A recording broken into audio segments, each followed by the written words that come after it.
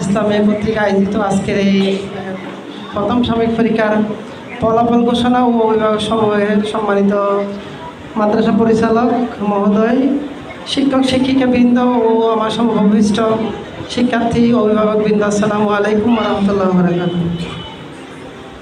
আসলে হুজুর আমাকে যেভাবে একেবারে আকর্ষণীয়ভাবে বক্তব্য দেওয়ার জন্য অনুরোধ করছে, আমি তেমন আকর্ষণীয় তেমন কেউ নও। আমার পরামর্শ সবসময় থাকে পরিচালক মহোদয় এবং হুজুররা এবং ম্যাডামরা যতই করুক না কেন, আমি কিন্তু পরামর্শ দিয়েই যাই। আমাদের পরিচালক মহোদয়ের সাথে আমার সম্পর্ক আজ থেকে প্রায় 7-8 বছর ধরে। আমার মেয়ে এবং ছেলে এখানে পড়ে প্রায় 6-7 বছর ধরে। আসলে পরামর্শ বলতে, অভিযোগ বলতে তেমন কিছু না। এখানে অনেকে অভিভাবকরা অনেক কিছু বলেছে।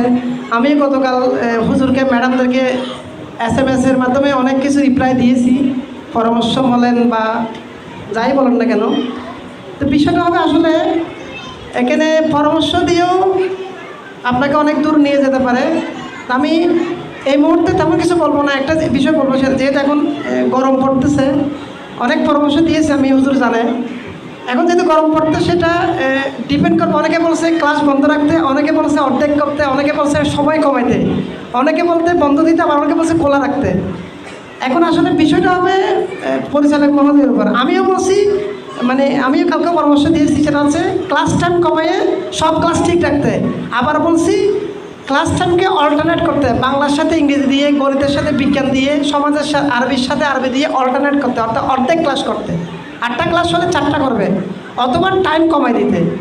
এখন আসলে বিষয়টা হচ্ছে আমাদের একদম পরিচালক মহোদয় বা শিক্ষকদের উপরও আছে পরামর্শক্রমে। সেটা হচ্ছে যেটা বেটার মনে করে। আমরা যতই বলি না কেন, এখানে যেহেতু উনি হুজুর যেহেতু এখানে পরিচালকের দায়িত্বে আছেন, ওনাকে অনেক কিছু কনসিডার করে এগুলো মেনটেন করতে হয়। সো আমি বলবো, উনি একজন বাবা, উনি একজন শিক্ষক এবং উনি একজন পরিচালক। ওনার মেধা মনন শক্তি দিয়ে যেটাই পজিটিভলি মনে করবে, সেটা আমাদেরকে মাথায় নিতে হবে। যদিও মাঝে মধ্যে আমাদের মাথায় ঢুকে না, মাঝে মধ্যে আমাদের কষ্ট হয় যে হুজুর এটা কেন ডিসিশন নিল। মাঝে মধ্যে আমি বলে ফেলি, হুজুর এটা তো ঠিক হয় নাই, আর একটু এইভাবে করলে ভালো হয়তো। আপনি পরামর্শ দিবেন, তবে আমি মনে করবো হুজুর যেটাই নেই সেটা যাতে পজিটিভলি দক্ষতার সহিত ডিসিশনটা মেক করে, সেটাই। আর আসলে আমাকে যেমন হুজুরকে বক্তা হিসেবে যেমন অবহিত করা হয়েছে যে গুরুত্বপূর্ণ বক্তব্য রাখবে, এরকম গুরুত্বপূর্ণ কিছু না। তবে আমি সবসময় পরামর্শ দিয়ে থাকি। এখানে বক্তব্য সমাবেশ এসে বা বক্তব্য দিব তাই না, আমি সবসময় হুজুরের সাথে, নজরুল হুজুরের সাথে, সাদিয়া ম্যাডামের সাথে সবসময় পরামর্শ দিয়ে থাকি যে এটা এভাবে করলে ভালো হয়, এটা এভাবে করলে ভালো হয়, এই আর কি।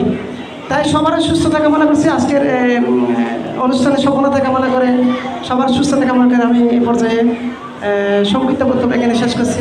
আসসালামু আলাইকুম।